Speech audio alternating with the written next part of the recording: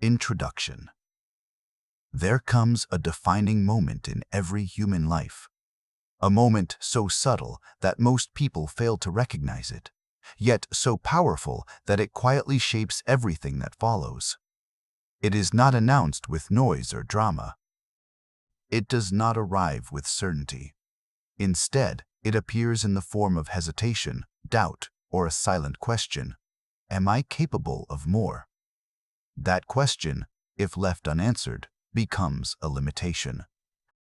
But if confronted with clarity and conviction, it becomes the beginning of transformation. This book is not an escape into motivation. It is a structured journey into understanding how belief in oneself is formed, how it is damaged, and most importantly, how it can be rebuilt with precision. Because belief is not a gift, it is a construct. And like any construct, it can be engineered. Most individuals spend their lives attempting to change outcomes without ever examining the internal system that produces those outcomes. They focus on external effort while ignoring internal resistance. They try harder, but they do not think differently. And as a result, they remain trapped in cycles of inconsistency. The truth is simple, but not easy to accept. You do not rise to the level of your goals. You fall to the level of your self-belief. If your internal system is built on doubt, hesitation, and fear of failure, no amount of external effort will sustain long-term success. Eventually, your actions will align with your belief system, not your ambitions. This is why belief in yourself is not a luxury. It is a prerequisite. And yet, belief is often misunderstood. People assume it means confidence. They assume it means feeling good about oneself. But true self-belief is far more disciplined than that. It is the ability to act in uncertainty. It is the willingness to move forward without guarantees. It is the capacity to trust your own decisions, even when outcomes are unclear. In the chapters that follow, you will not simply be told to believe in yourself. You will understand why you don't, how that pattern was formed, and what exact mechanisms are required to change it. Because once belief becomes intentional, everything else becomes possible. Chapter 1. The Hidden Architecture of Self-Belief. Before you can strengthen belief in yourself, you must first understand a fundamental truth. Your current level of self-belief is not accidental. It is engineered, slowly, silently, and often unconsciously, over years of experience, interpretation, and repetition. Every individual operates through an internal architecture, a structured system of thoughts, emotional responses, and behavioral patterns that define how they interact with the world. This architecture determines not only what you attempt, but also what you avoid, what you tolerate, and what you ultimately become. At the core of this architecture lies a powerful mechanism: self-perception. Self-perception is not who you are. It is who you believe you are. And that distinction is critical. Because human beings do not act based on objective reality. They act based on perceived identity. If a person perceives themselves as capable, they will take risks, embrace challenges, and persist through difficulty. If a person perceives themselves as limited, they will hesitate, withdraw, and unconsciously sabotage opportunities. In both cases, behavior aligns perfectly, not with truth, but with belief. This is why two individuals with equal intelligence, equal resources, and equal opportunities can produce entirely different results. One moves forward with conviction, while the other remains trapped in overthinking and self-doubt. The difference is not ability. The difference is internal architecture. But where does this architecture come from? It begins early, often before conscious awareness is fully developed. A child is not born doubting themselves. A child learns doubt through repeated experiences, through comparison, through criticism, through failure that is not properly understood. When a child attempts something and fails, the failure itself is not the problem. The interpretation of that failure becomes the problem.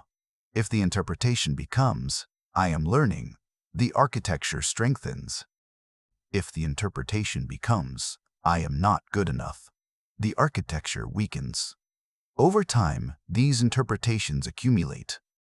They form patterns, and eventually, these patterns solidify into beliefs. What makes this process dangerous is its invisibility. You do not wake up one day and consciously decide to doubt yourself. You gradually adopt that position through repeated exposure to limiting interpretations.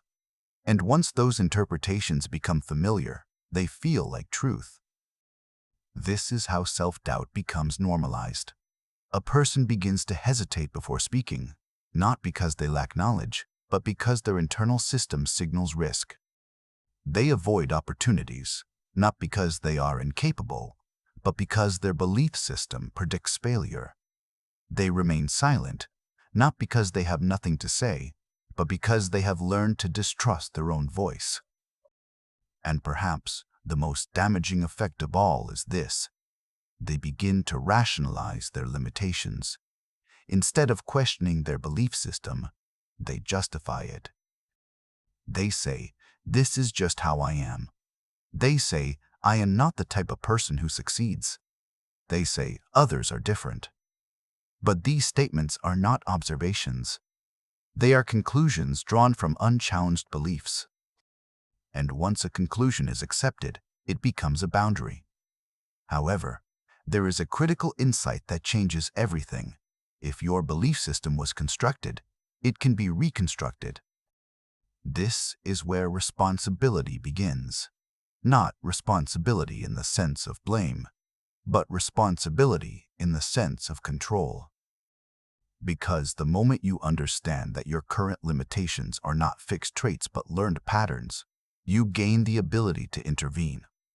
You begin to see that hesitation is not weakness. It is conditioning. You begin to see that fear is not identity. It is programming. You begin to see that self-doubt is not truth. It is repetition. And what is repeated can be replaced. But replacement does not occur through wishful thinking. It requires deliberate effort. It requires awareness. And most importantly, it requires confrontation.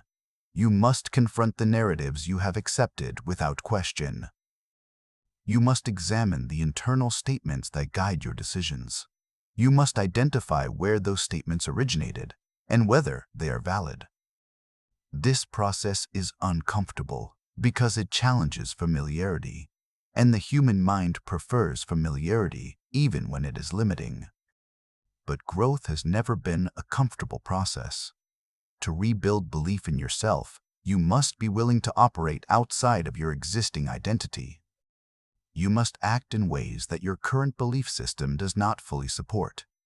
You must create evidence that contradicts your internal limitations. Because belief is not changed by thinking differently alone. It is changed by experiencing differently. Every time you take action despite doubt, you introduce new data into your system.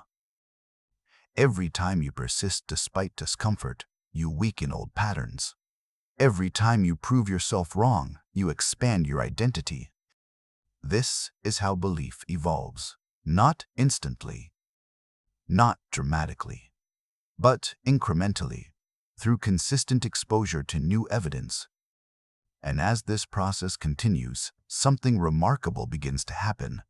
The same mind that once resisted action begins to support it. The same voice that once created doubt begins to generate possibility. The same individual who once hesitated begins to move with intention. This is not transformation by chance. This is transformation by design. And it begins with a simple but powerful realization. You are not defined by your current level of belief. You are defined by your willingness to change it. Chapter 2. The Psychology of Doubt and Fear. There is a quiet force that operates beneath the surface of human behavior, shaping decisions long before action takes place. It does not announce itself loudly, yet its influence is profound. This force is doubt, and closely tied to it is fear. Together, they form one of the most powerful psychological barriers to self-belief. To understand how to believe in yourself, you must first understand why you don't. Because doubt is not random. Fear is not accidental. Both are products of a deeply structured psychological process designed to protect you, even if that protection comes at the cost of your growth. The human mind is not naturally designed for confidence. It is designed for survival. And survival prioritizes safety, not progress. This distinction is critical because what feels like a personal weakness is often a biological response. When you consider taking a risk, whether it is speaking up, pursuing an opportunity, or stepping into the unknown, your mind does not immediately evaluate the potential reward. It evaluates potential threat. It asks a silent question: what could go wrong? This question triggers a cascade of internal responses. Your body becomes alert. Your thoughts begin to scan for past failures. Your attention shifts from possibility to danger, and before you even take action, you feel resistance. This resistance is fear, but fear, in its original form, is not the enemy. It is a protective mechanism. It exists to keep you from harm. The problem arises when this mechanism begins to operate in situations where there is no real danger, only perceived risk. Modern life presents very few physical threats, yet the brain continues to react as if social and professional risks are equally dangerous. The fear of failure, the fear of judgment, the fear of rejection all activate the same internal systems that were once used to avoid physical harm. This is why something as simple as expressing an idea can feel overwhelming. It is not because the action itself is dangerous. It is because your brain interprets uncertainty as a threat. Over time, this pattern becomes reinforced. You hesitate, you avoid, you delay. And each time you choose not to act, your brain registers that avoidance as a successful strategy. It concludes that the situation was indeed dangerous and that hesitation was the correct response. This is how fear becomes conditioned. It is not just experienced once. It is repeated, strengthened, embedded into your behavior. Eventually, it no longer feels like a reaction. It feels like part of your personality. You begin to say things like, "I am not confident," or "I'm not the type of person who takes risks." But in reality, you are observing the result of a learned pattern, not a fixed identity. Doubt operates within this same framework, but at a cognitive level. While fear is an emotional response, doubt is a mental narrative. It is the voice that questions your ability, your readiness, and your worth. It speaks in subtle ways. It does not always say you cannot do something. Instead, it asks whether you should. It introduces hesitation through questions that appear logical. What if you fail? What if you are not prepared? What if others are better? These questions are not inherently harmful. In fact, in certain contexts, they can promote careful thinking. But when they become constant and unchallenged, they begin to shape your perception of reality. Instead of evaluating opportunities objectively, you begin to filter them through doubt. You underestimate your strengths. You overestimate obstacles. You magnify potential failure. And as a result, you reduce the likelihood of action. This is where doubt becomes dangerous, not because it exists, but because it goes unexamined. The human mind tends to treat internal thoughts as facts. If a thought appears repeatedly, it begins to feel true. But repetition is not evidence. It is conditioning. A person who has experienced repeated setbacks may develop the thought, "I am not capable." Over time, this thought becomes automatic. It arises without conscious effort, and because it feels familiar, it feels accurate. But familiarity does not equal truth. This is one of the most important realizations in the development of self-belief. Your thoughts are not always reliable indicators of your ability. They are reflections of your past experiences, interpreted through your existing belief system. Once you understand this, you begin to create distance between yourself and your doubt. Instead of accepting every thought as truth, you begin to observe it. You notice when your mind predicts failure. You notice when it exaggerates risk. You notice when it attempts to protect you by holding you back. And in that moment of awareness, something changes. You are no longer controlled by the thought. You are evaluating it. This shift is subtle, but it is powerful, because control over your behavior begins with control over your interpretation. However, awareness alone is not enough. You must also develop the ability to respond differently. When fear arises, the instinct is to retreat. When doubt appears, the instinct is to hesitate. But these instincts are based on past conditioning, not present necessity. To build self-belief, you must interrupt this cycle. This does not mean eliminating fear. That is neither realistic nor necessary. Instead, it means changing your relationship with fear.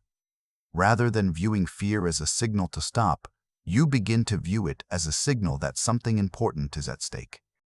Something meaningful. Something that has the potential to expand your capabilities. In this sense, fear becomes directional. It points toward growth. The same applies to doubt. Instead of treating doubt as a final judgment, you treat it as a hypothesis. Something to be tested, not accepted. If your mind says you are not capable, you do not argue with it endlessly. You take action and gather evidence. You attempt the task. You engage with the challenge. You observe the outcome. And through this process, you begin to replace assumption with experience, because belief is not strengthened through thinking alone. It is strengthened through evidence. Each time you act despite doubt, you create a contradiction within your belief system. Each time you succeed, even in small ways, you weaken the narrative that held you back. And even when you fail, if you interpret that failure correctly, you still gain strength. Failure, when understood properly, is not a confirmation of inability. It is feedback. It provides information about what needs to be improved, adjusted, or learned. But if failure is interpreted as proof of inadequacy, it reinforces doubt. This is why interpretation is everything. Two individuals can experience the same outcome and draw completely different conclusions. One sees limitation, the other sees opportunity for growth. Over time, these interpretations accumulate and shape their respective belief systems. One becomes more confident, the other becomes more hesitant, not because of what happened, but because of how it was understood. This is the deeper psychology of self-belief. It is not built on outcomes alone. It is built on the meaning you assign to those outcomes. If you consistently interpret challenges as threats, you will avoid them. If you interpret them as opportunities, you will pursue them. And through repeated pursuit, you will expand your sense of capability. The process is gradual, but it is reliable. You do not need to eliminate doubt completely. You need to reduce its authority. You do not need to remove fear entirely. You need to act in its presence. Because confidence is not the absence of fear. It is the ability to move forward despite it. And as you begin to act differently, something begins to shift internally. The intensity of fear decreases. The frequency of doubt reduces. The gap between thought and action becomes smaller. What once felt overwhelming becomes manageable. What once seemed impossible becomes achievable. This is how self-belief begins to take shape. Not through sudden transformation, but through consistent reconditioning. You train your mind to interpret situations differently. You train your body to respond with action instead of avoidance. You train your identity to align with growth instead of limitation. And as this training continues, a new pattern emerges. You begin to trust yourself. Not because you are certain of success, but because you are no longer afraid of failure. This is the turning point. Because the moment fear loses its power to stop you, it loses its ability to define you. And when doubt no longer controls your decisions, it becomes just another thought, present, but not dominant. From this position, belief in yourself is no longer something you are trying to create. It becomes something you are actively experiencing. And once belief becomes experience, it becomes real. Most people attempt to change their lives by modifying behavior.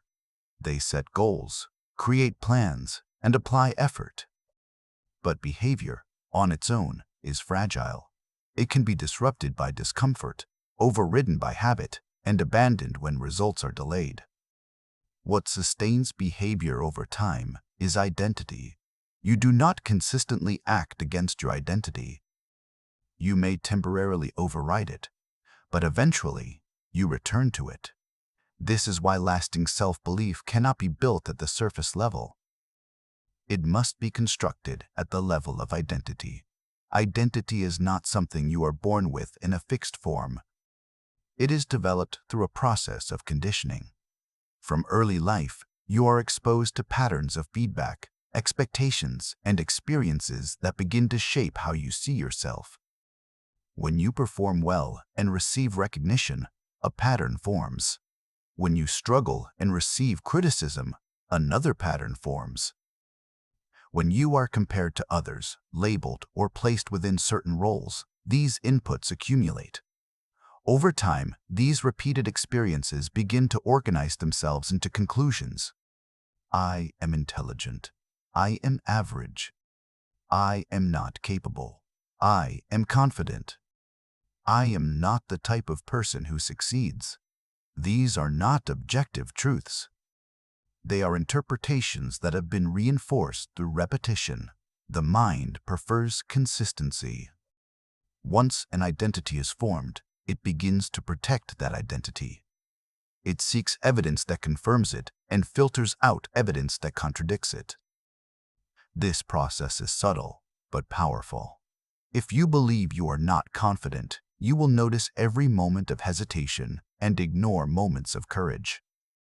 If you believe you are not capable, you will focus on failures and dismiss progress.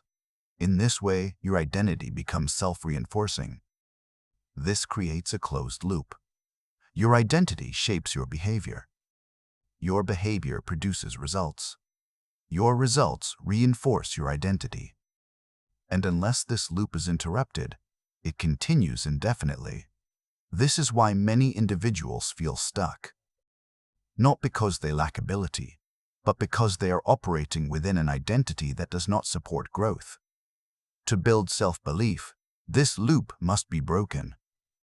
But breaking it does not begin with forcing new behaviors alone. It begins with awareness of the existing identity. You must first recognize the internal statements that define you, not the statements you wish were true, but the ones that actually guide your decisions. These statements often appear automatically. I cannot do this. I am not ready. I am not like others. They arise quickly, without effort, and they influence your actions before you have time to question them. The first step in reconstruction is to bring these statements into conscious awareness. Once they are visible, they can be examined. You begin to ask where they came from. You begin to question whether they are based on consistent evidence or isolated experiences. You begin to consider whether they are still relevant. This process alone creates distance between you and your identity.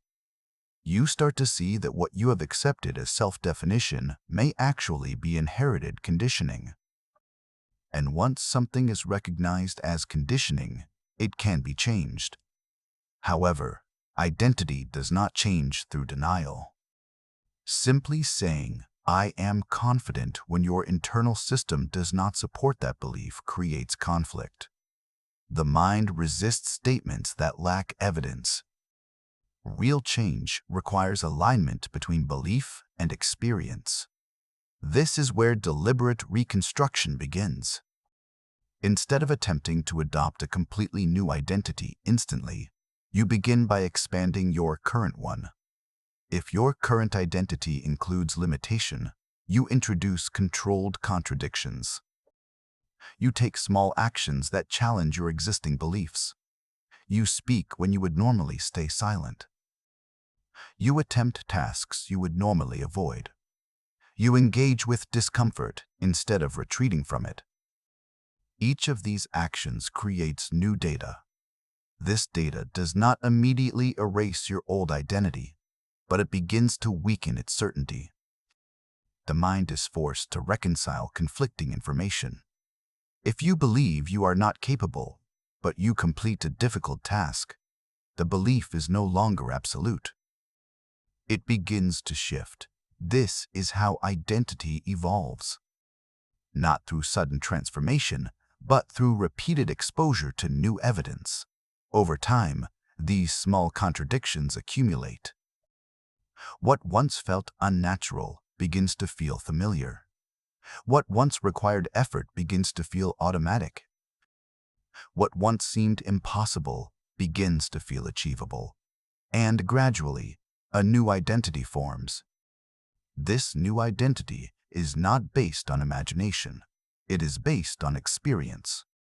You do not say you are capable because you want to believe it. You say it because you have evidence to support it. This is the foundation of genuine self-belief. However, there is another critical component in identity reconstruction, and that is environment. Your environment plays a significant role in maintaining or challenging your identity. The people you interact with, the conversations you engage in, and the expectations placed upon you all contribute to how you see yourself. If you remain in an environment that constantly reinforces limitation, your efforts to change will face continuous resistance. If you are surrounded by individuals who doubt, hesitate, and avoid growth, those patterns become normalized. On the other hand, when you are exposed to environments where growth is expected, where effort is valued, and where progress is recognized, your identity begins to adapt. You start to align with the standards around you. This does not mean you must completely change your surroundings immediately, but it does mean you must become selective about your influences. What you consume, who you listen to, and what you repeatedly expose your mind to all contribute to your internal structure. Identity is not formed in isolation. It is shaped through interaction. As you become more intentional about these interactions, you accelerate the process of change. Another important factor is internal dialogue. The way you speak to yourself reinforces your identity daily. If your internal dialogue is consistently critical, dismissive, or negative, it strengthens limiting beliefs. If it is constructive, analytical, and focused on improvement, it supports growth. This does not mean replacing honesty with false positivity. It means replacing destructive interpretation with useful interpretation. Instead of saying, "I failed because I am not capable," you say, "I failed because my approach needs adjustment." Instead of saying, "I am not good enough," you say, "I am in the process of becoming better." These shifts may appear subtle, but they change how your mind processes experience. And over time, they influence how you define yourself. As identity begins to change, something significant happens. Your actions become more aligned with your goals. Your resistance to discomfort decreases. Your willingness to take risks increases. You no longer need constant motivation, because your behavior is supported by your identity. This is where self-belief becomes stable, not because you are always confident, but because your internal system no longer works against you. You trust yourself to act, to adapt, and to improve. And that trust is not based on hope. It is based on evidence. The reconstruction of identity is not a quick process. It requires patience, consistency, and awareness. But it is one of the most powerful transformations a person can undergo. Because once your identity supports growth, everything else becomes easier. You no longer fight yourself at every step. You no longer question your ability at every challenge. You no longer remain trapped in patterns that limit your potential. Instead, you move forward with a sense of direction and control.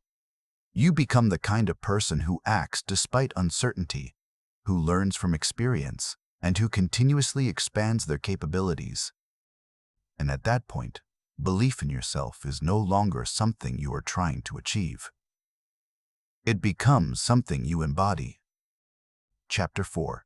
Action, Evidence, and the Formation of Unshakable Confidence. There is a point in the journey of self-belief where understanding is no longer enough. You may recognize the patterns of doubt. You may become aware of the identity you have constructed. You may even begin to question the limitations you once accepted as truth. But none of this, on its own, is sufficient to create lasting change. Because self-belief is not built in the mind alone. It is built through action. This is where many individuals become stuck. They wait until they feel confident before they act. They assume that confidence must come first, that belief must exist before movement begins. But this assumption is fundamentally flawed. Confidence does not create action. Action creates confidence.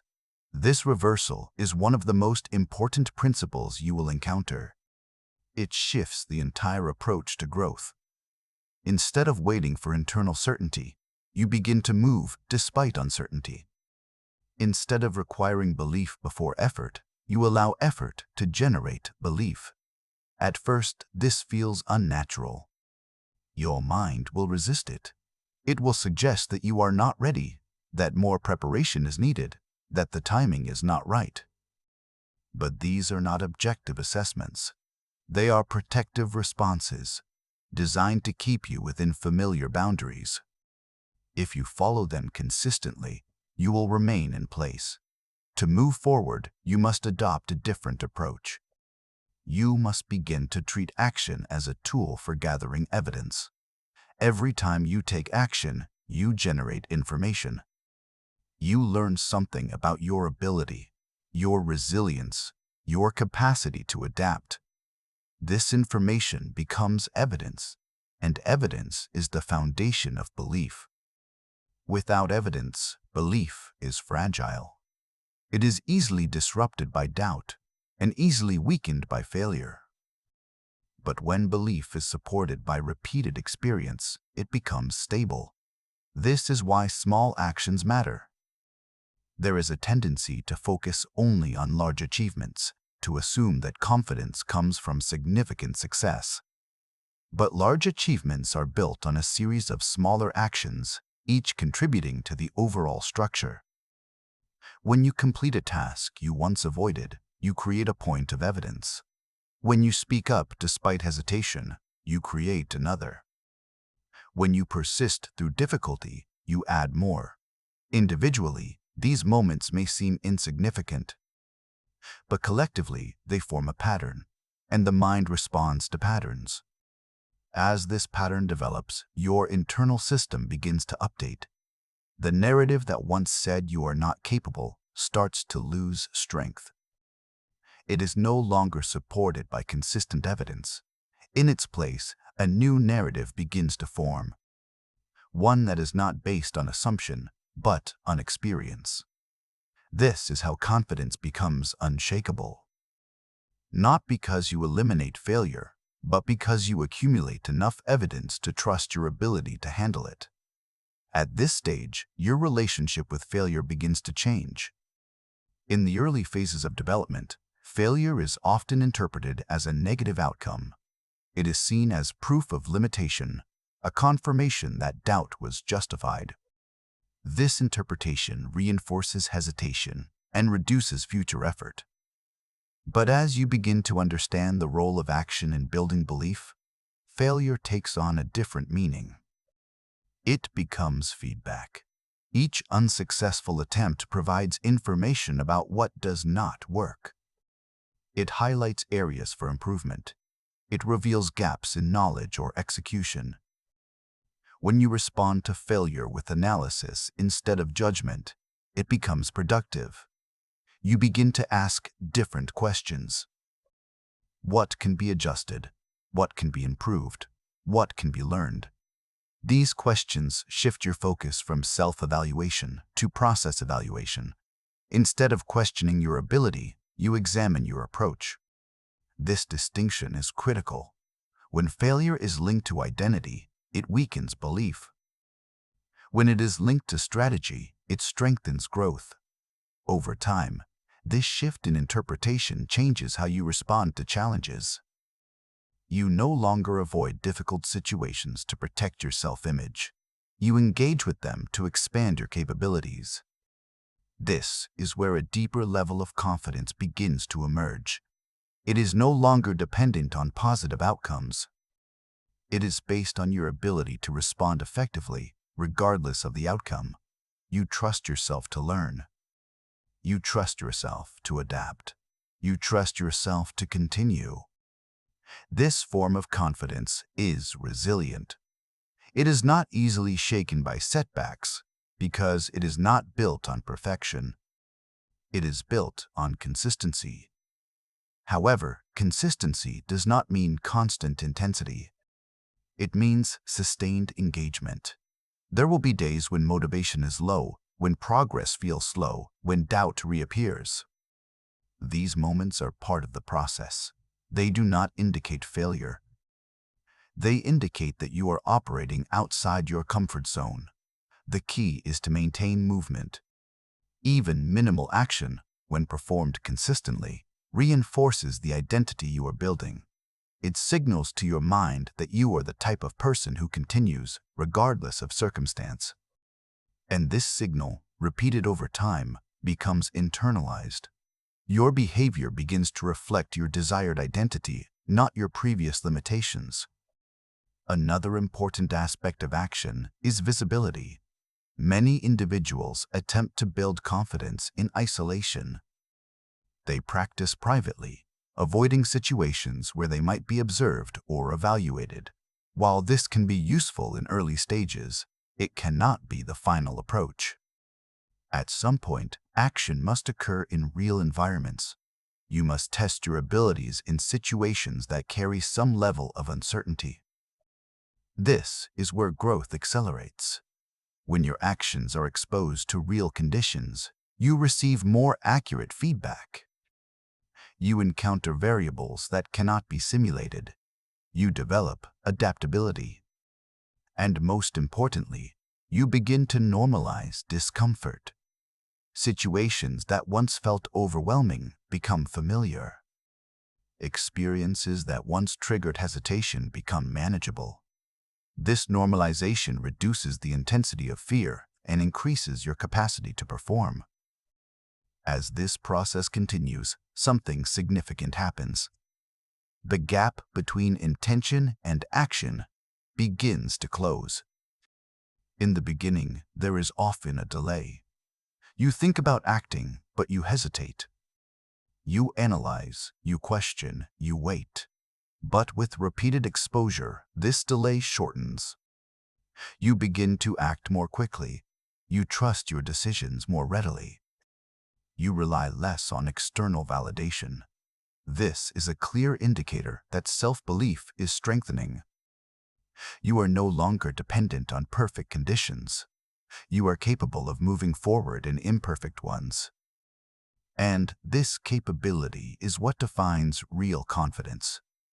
It is not the absence of uncertainty. It is the ability to function within it. As your actions become more consistent and your evidence base expands, your identity continues to evolve. You no longer see yourself as someone who is trying to improve. You see yourself as someone who is actively growing. This shift may seem subtle, but it has a profound impact. Your expectations change. Your standards increase. Your tolerance for inaction decreases. You begin to hold yourself accountable, not out of pressure, but out of alignment with who you are becoming. And as this alignment strengthens, your belief in yourself becomes more stable. It is no longer dependent on external approval or temporary success. It is grounded in a clear understanding of your own process. You know that you can take action. You know that you can learn from experience. You know that you can persist through difficulty. And because you know these things, you trust yourself. This trust is the foundation of unshakable confidence. It allows you to pursue goals without constant reassurance. It allows you to face challenges without immediate doubt. It allows you to continue even when results are delayed. And perhaps most importantly, it allows you to define yourself not by what you have achieved, but by how you operate. You become process-driven rather than outcome-dependent. This is the point where belief in yourself is no longer fragile. It becomes integrated. It becomes part of how you think, how you act, and how you respond to the world. And once belief reaches this level, it does not need to be constantly reinforced. It sustains itself through action, because every step you take becomes further evidence of who you are. Chapter 5: Consistency, Discipline, and the Long-Term Integration of Self-Belief. New insights create momentum. Early actions produce noticeable shifts. You begin to see yourself differently, and that difference generates energy. But over time, that initial intensity fades. What remains is a quieter process, one that demands a different kind of strength. This is the phase where consistency replaces excitement and discipline replaces motivation. It is also the phase where most individuals lose momentum, not because they lack ability, but because they misunderstand the nature of long-term growth. Self-belief, once initiated, must be stabilized. And stabilization does not come from occasional effort. It comes from sustained, repeated alignment between what you think, what you do, and how you interpret the results. This alignment is what we call consistency. Consistency is often misunderstood as rigid repetition or constant intensity. In reality, it is neither. True consistency is the ability to maintain direction over time, even when conditions fluctuate. It is the commitment to continue, regardless of emotional state. There will be days when you feel confident, focused, and driven. Acting on those days is easy, but those days are not what define your progress. Progress is defined by what you do when those feelings are absent, when doubt returns, when fatigue sets in, when results are not immediate. In these moments, your previous patterns will attempt to reassert themselves. The mind will suggest that you pause, that you wait, that you reconsider. It will attempt to pull you back toward familiar behavior. This is where discipline becomes essential. Discipline is not harshness.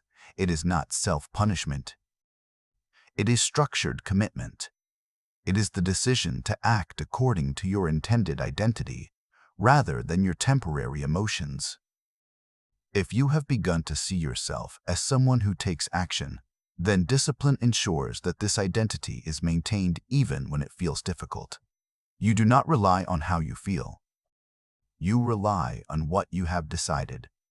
This distinction is critical for long-term self-belief, because if your actions are dependent on your emotional state, your progress will be inconsistent, and inconsistency weakens belief. Each time you stop, delay, or abandon effort, due to discomfort. You send a signal to your mind that your commitment is conditional.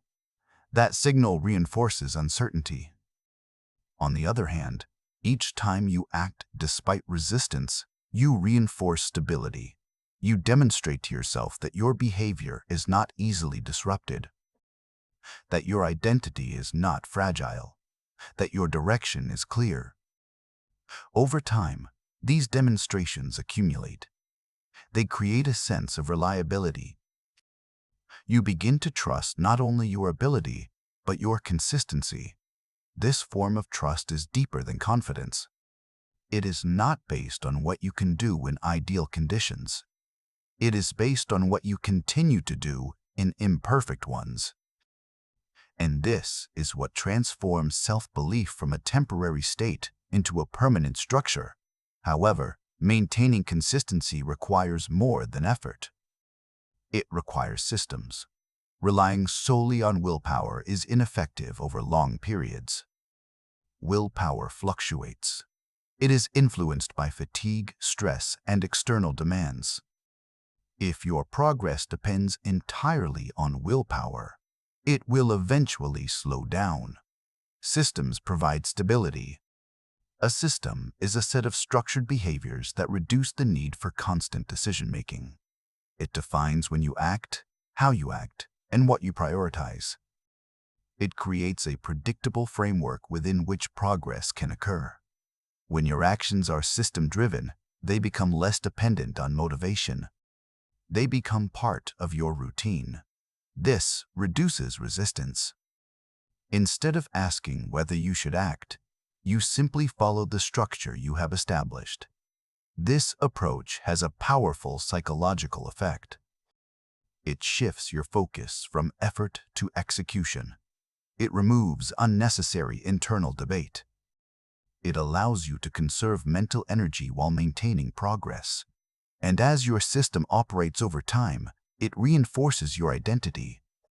You are no longer someone who occasionally takes action. You are someone who consistently follows a process. This identity is far more stable. Another important aspect of long-term integration is patience. Modern environments often promote immediacy. Quick results, rapid success, and visible progress are emphasized. But meaningful self-belief does not develop at that pace.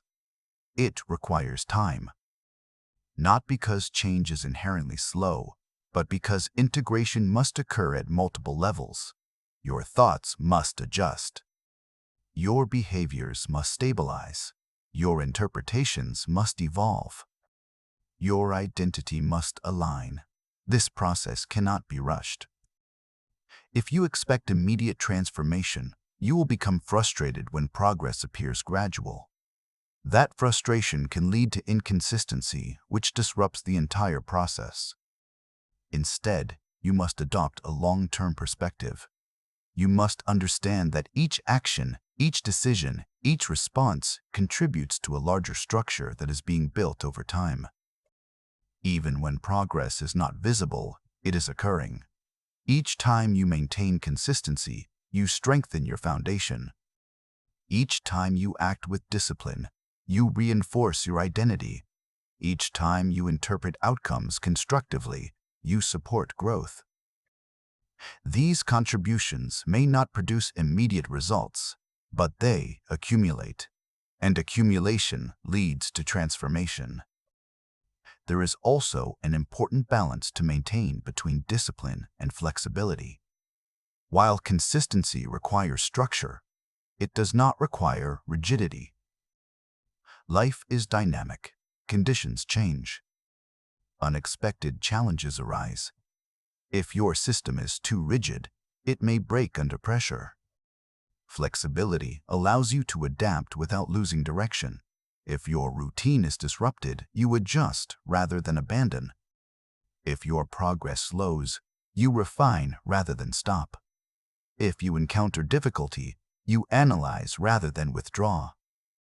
This adaptability ensures that your system remains functional in different conditions. It also reinforces a key aspect of self-belief: resilience. Resilience is the ability to continue despite disruption. It is the capacity to recover quickly and maintain forward movement. As resilience develops, your confidence becomes less dependent on stability. You no longer require perfect conditions to perform. You are capable of adjusting and continuing, regardless of circumstances. This capability further strengthens your belief in yourself. Because you are no longer limited by external variability, you become internally stable. As this process continues, something important begins to shift. Your actions require less conscious effort. Your discipline becomes more natural. Your consistency becomes part of your identity. What once required focus and intention becomes automatic. This is the final stage of integration. Self-belief is no longer something you are actively building. It is something you are maintaining through your way of operating. You no longer question whether you should act. You act. You no longer debate your capability. You demonstrate it. You no longer rely on temporary motivation. You rely on structure. At this point, your internal system is aligned. Your thoughts support your actions. Your actions reinforce your identity. Your identity sustains your belief. This alignment creates stability, and stability creates freedom. Because when your internal system is no longer in conflict, you can focus entirely on growth, contribution, and achievement. You are not distracted by constant doubt. You are not delayed by hesitation. You are not limited by inconsistent behavior. Instead, you move forward with clarity and control. This is the long-term result of consistency and discipline. It is not dramatic. It is not sudden. But it is powerful, because it transforms self-belief from an effort into a standard. And once it becomes a standard, it defines how you live, how you work, and how you respond to the world. At that point, believing in yourself is no longer a goal. It is simply who you are. Chapter 6: Purpose, Meaning, and the Expansion. Beyond the self, there comes a stage in the development of self-belief where the focus begins to shift. In the earlier phases, the work is internal. You are understanding your patterns, confronting doubt, rebuilding identity, and establishing consistency. The effort is directed toward stabilizing yourself, strengthening your ability to act, and creating a reliable internal system. But once that system becomes stable, a new question naturally emerges. What is all of this for? Because belief in yourself, when fully developed, does not exist in isolation. It is not an endpoint. It is a foundation. And without direction, even the strongest foundation remains underutilized. This is where purpose becomes essential. Purpose is often misunderstood as a fixed passion or a single defining goal. In reality, it is more dynamic and more practical than that. Purpose is the alignment between your abilities and something that extends beyond your immediate self-interest. It is the reason your actions matter beyond your own progress. When your efforts are connected to something meaningful, your motivation changes in quality. It becomes less dependent on mood and more rooted in intention. You are no longer acting only to prove something to yourself. You are acting because what you do has value. This shift is powerful because it reduces internal conflict. When your focus is entirely on yourself, your mind has more space to generate doubt. It questions your worth, your capability, your progress. It evaluates constantly. It compares. It hesitates. But when your focus expands beyond yourself, this internal noise begins to decrease. You become more engaged in the work than in the evaluation of yourself doing the work. This is one of the most effective ways to stabilize self-belief. You move from self-consciousness to contribution. Consider this carefully. A person who is entirely focused on how they are perceived will hesitate before acting. They will analyze how they appear, how they might be judged, and what others might think. This creates delay. A person who is focused on delivering value, on solving a problem, or on contributing to something meaningful has a different orientation. Their attention is directed outward. They ask different questions. What needs to be done? How can this be improved? What can I contribute? These questions lead to action. And action, repeated over time, reinforces belief. Purpose also provides resilience. In earlier stages, setbacks can feel personal. Failure is interpreted as a reflection of ability. It can disrupt confidence and slow progress. But when your work is connected to a larger purpose, setbacks are recontextualized. They are no longer just about you. They are part of a broader process. If your goal is meaningful enough, you continue despite difficulty, not because it feels easy, but because it feels necessary. This sense of necessity strengthens discipline. You do not rely solely on internal motivation. You are guided by a commitment to something that matters. This is what allows individuals to persist over long periods, even when progress is slow or uncertain. However, purpose is not something that must be perfectly defined from the beginning. It evolves. In the early stages, your purpose may simply be to improve yourself, to develop your abilities, to build stability. This is valid. It creates the foundation. But as you grow, your perspective expands. You begin to see how your skills can be applied. You recognize opportunities to contribute. You become aware of needs that you can address. This awareness gradually shapes your direction. The key is to remain engaged. You do not wait until your purpose is perfectly clear before acting. You act, and through action, clarity develops. Each experience provides information. It shows you what resonates, what feels meaningful, and where your efforts have impact.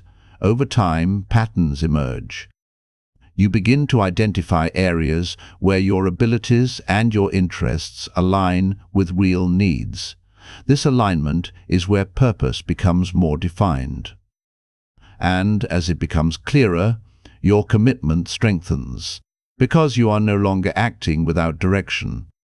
You are building toward something. Another important aspect of purpose is responsibility. As your self-belief increases, your capacity to act expands.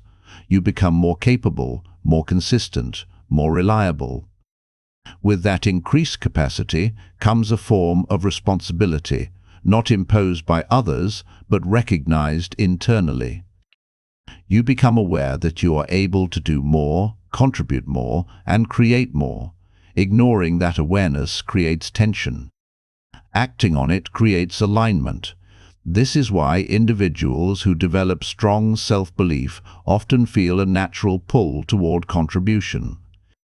They recognize that their abilities are not meant to remain unused. They are meant to be applied. This application further reinforces belief, because when you see the impact of your actions beyond yourself, your sense of capability becomes more concrete. You are not just improving internally, you are producing results that matter. This creates a deeper form of confidence. It is no longer centered only on what you can do. It is connected to what you can create, influence, and improve. At this stage, your identity continues to evolve. You are no longer defined primarily by your internal struggles or your effort to overcome them. You are defined by your role: a contributor, a problem solver, a creator of value. This identity is expansive. It allows you to move beyond self-limitation and engage with the world in a more meaningful way. However, it is important to maintain balance. Purpose should guide your actions, not overwhelm you. It should provide direction, not pressure. If purpose becomes rigid or overly demanding, it can recreate the same internal tension you work to eliminate.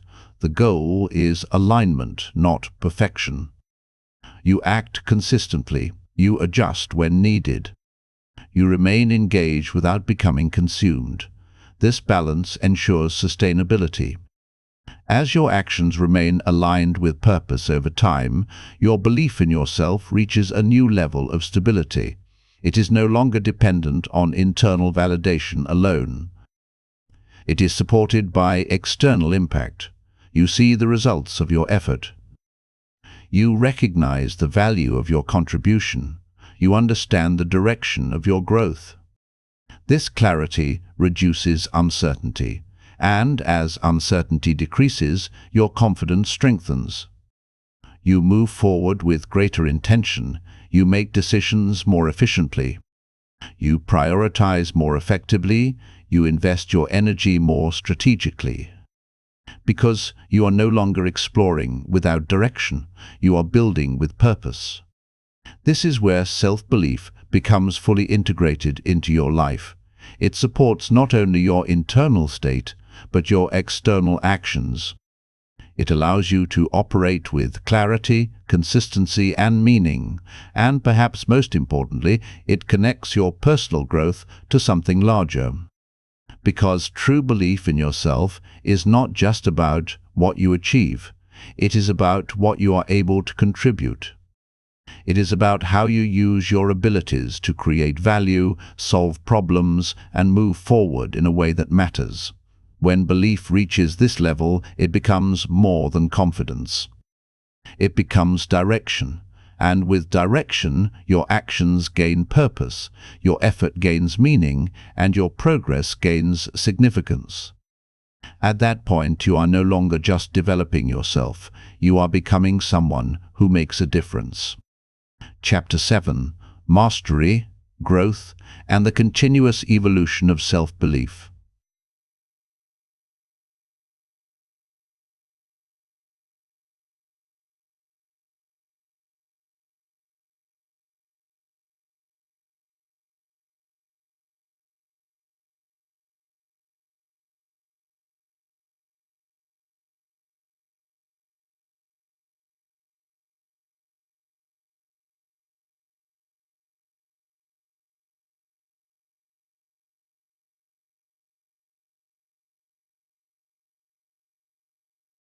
At this point, something important begins to emerge, the desire not just to succeed, but to master. Mastery is different from achievement. Achievement is reaching a goal, completing a task, or producing a result. Mastery is an ongoing process. It is the continuous refinement of your abilities, the deliberate improvement of your thinking, and the consistent elevation of your standards. It does not end when you succeed. In many ways, it begins there. When self-belief is weak, the primary focus is survival. You are trying to overcome doubt, prove capability, and establish stability. But once that foundation is built, your focus naturally shifts toward growth at a higher level.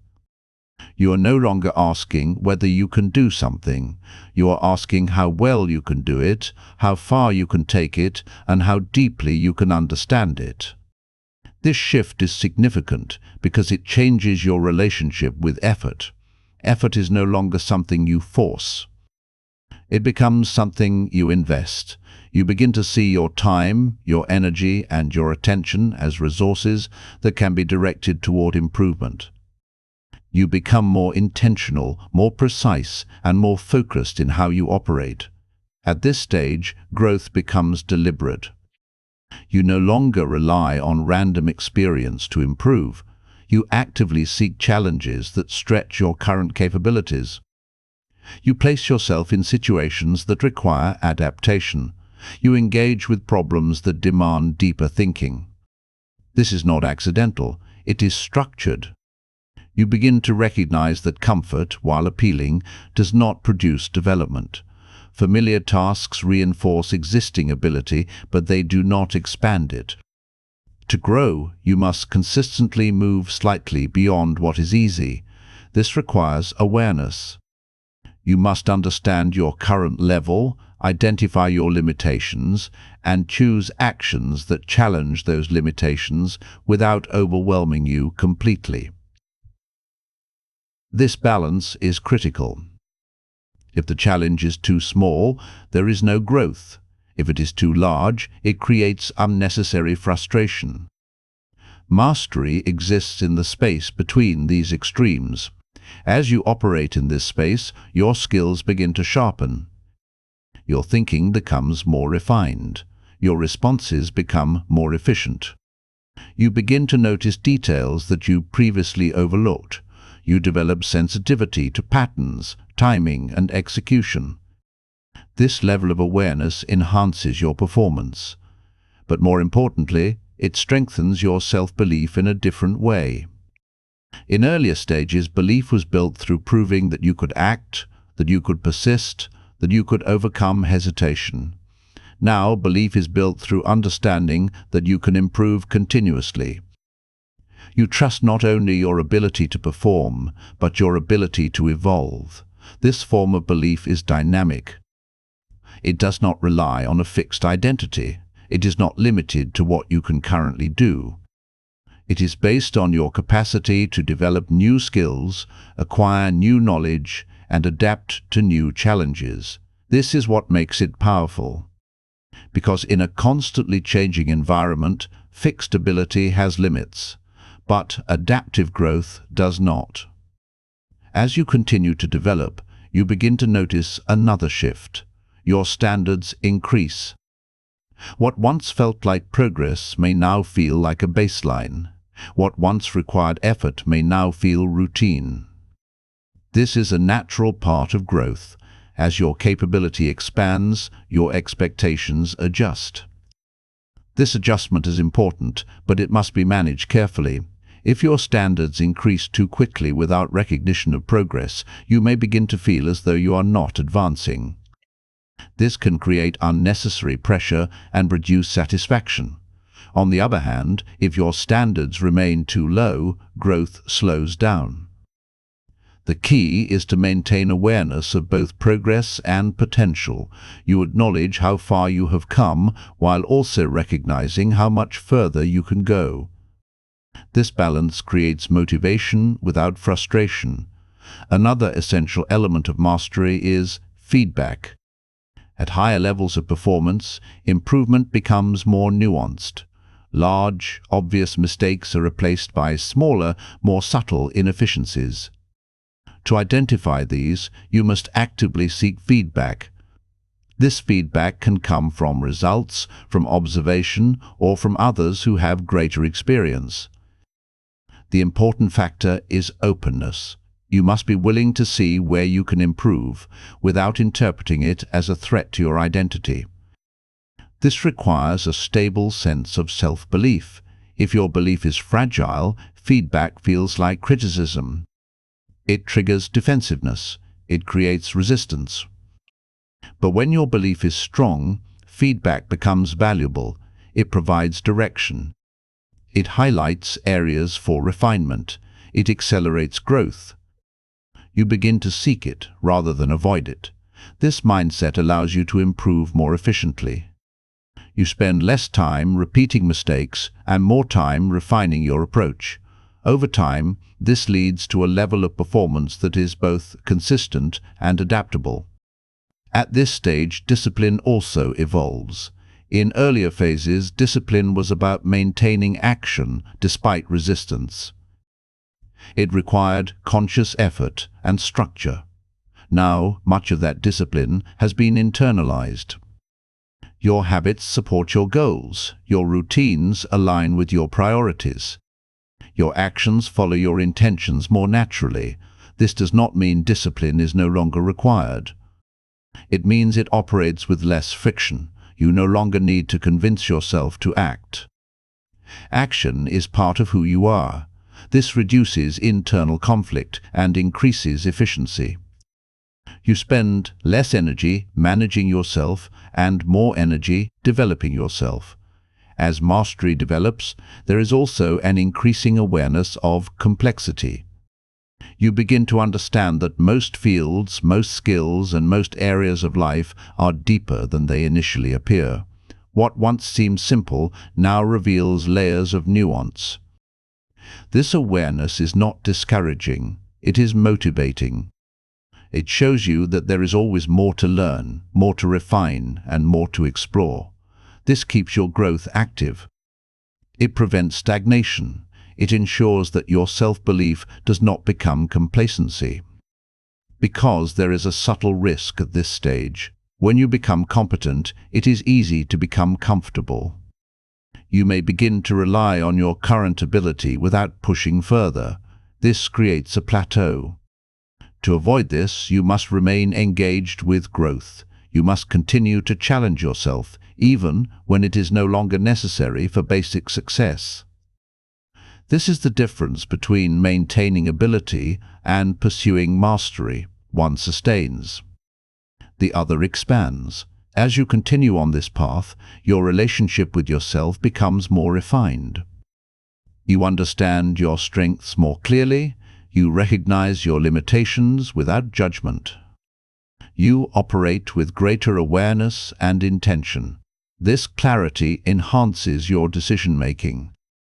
You choose challenges that align with your development. You allocate your time more effectively. You invest your effort where it has the greatest impact. This strategic approach increases both efficiency and progress. And as your progress continues, your belief in yourself reaches a level of depth that is difficult to disrupt. It is no longer based on isolated experiences.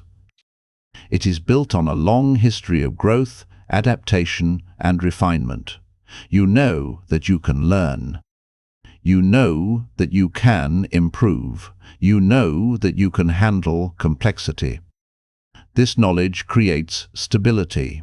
You are not easily shaken by setbacks because you understand that they are part of a larger process.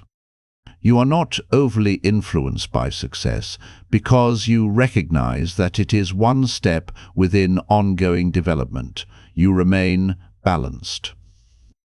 Focused but not rigid, confident but not complacent, driven but not dependent on constant validation. This balance is the hallmark of mastery. And at this level, self-belief is no longer something you think about frequently. It becomes integrated into how you operate. You trust your process. You trust your ability to grow. You trust your capacity to navigate challenges. And with that trust, you continue forward. Not because you are trying to prove something, but because growth itself has become part of your identity. This is the continuous evolution of self-belief. It does not end. It expands, deepens, and refines over time. And as it does, so do you. Chapter 8. Resilience, Adversity, and the Reinforcement of Inner Strength. No matter how strong your self-belief becomes, there will always be moments that test it. Not small inconveniences or minor setbacks, but real adversity. Situations that disrupt your plans, challenge your identity, and force you to confront uncertainty at a deeper level. These moments are not exceptions. They are part of the process. In earlier stages of growth, setbacks often feel like interruptions. They slow progress, create frustration, and trigger doubt. But as your understanding matures, you begin to see adversity differently. It is not separate from growth. It is one of its most powerful components. Resilience is the ability to remain functional, focused, and forward-moving in the presence of difficulty. It is not about avoiding struggle. It is about responding to it effectively. And like self-belief, resilience is not something you either have or do not have. It is something that is developed through experience, interpretation, and repeated exposure to challenge. When adversity appears, your initial response is often emotional.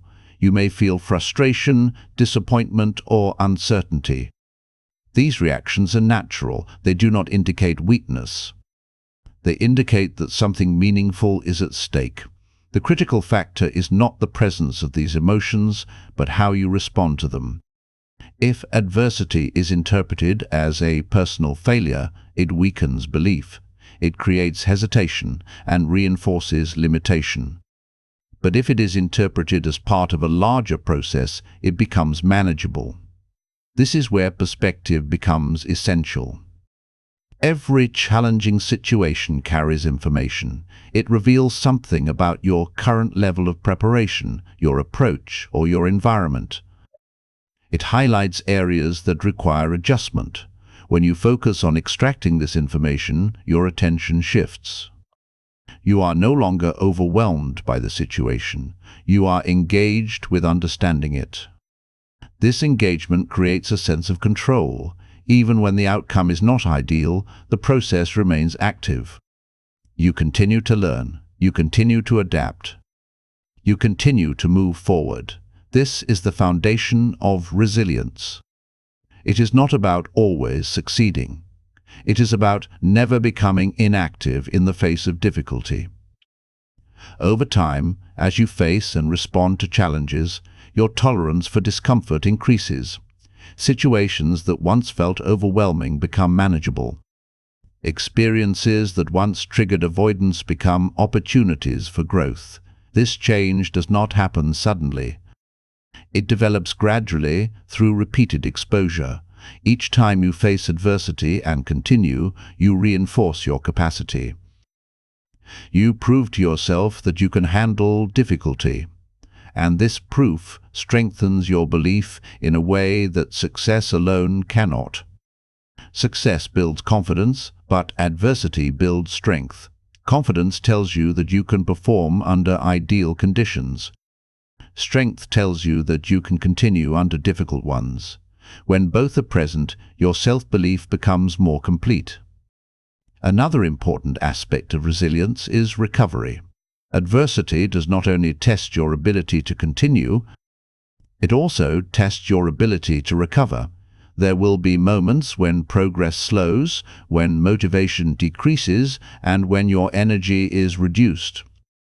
In these moments, pushing forward without awareness can lead to burnout.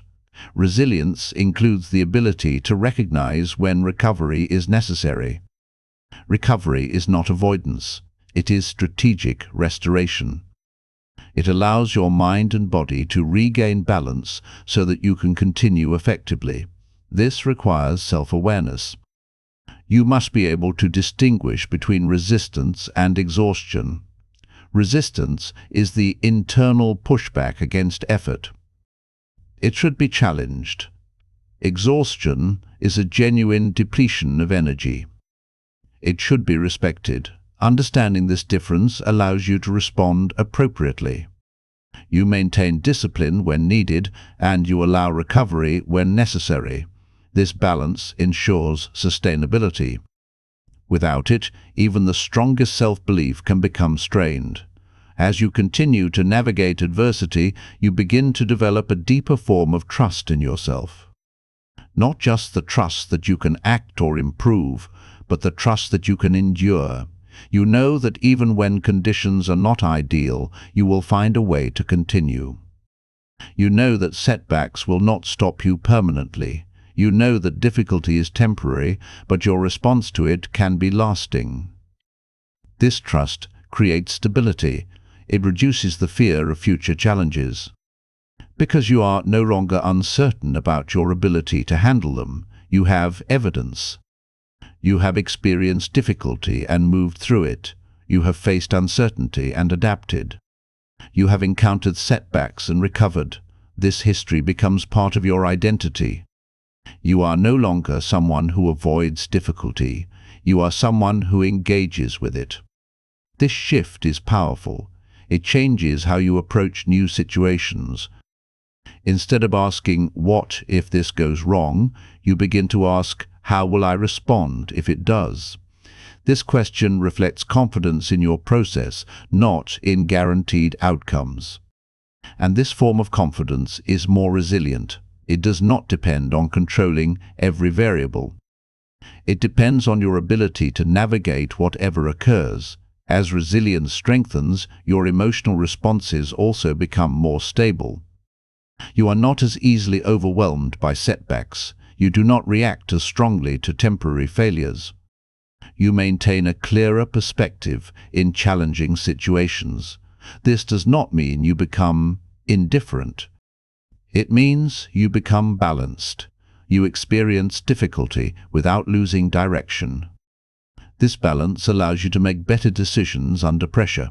Instead of reacting impulsively, you respond deliberately. You assess the situation. You consider your options. You choose your actions with awareness. This level of control enhances your effectiveness. And as your effectiveness increases, so does your belief in yourself. Because you are not only capable of acting and improving, you are capable of handling complexity and pressure. At this stage, adversity is no longer something you fear in the same way. It becomes part of your development. Each challenge is an opportunity to reinforce your strength. Each setback is a chance to refine your approach. Each difficult experience contributes to your growth. This does not make adversity easy. It remains uncomfortable. It requires effort. It demands attention, but it no longer feels threatening in the same way. It becomes meaningful, and meaning changes everything. When difficulty has meaning, it becomes easier to endure. When struggle contributes to growth, it becomes valuable. When challenges reinforce your identity, they become part of your progress. This perspective transforms your relationship with adversity. You no longer seek to avoid it completely. You seek to navigate it effectively. And in doing so, you strengthen the most important aspect of self-belief, your ability to remain consistent, capable, and forward-moving regardless of circumstances. This is resilience. It is not dramatic. It is not always visible, but it is one of the strongest indicators that your belief in yourself is real. Because when you can face difficulty without losing direction, when you can experience setbacks without losing confidence, and when you can recover without losing momentum, you are no longer dependent on ideal conditions. You are internally stable. And from that stability, you can continue to grow, to act, and to build a life that reflects your true capability. At that point, adversity is no longer an obstacle. It becomes a reinforcement of who you are becoming.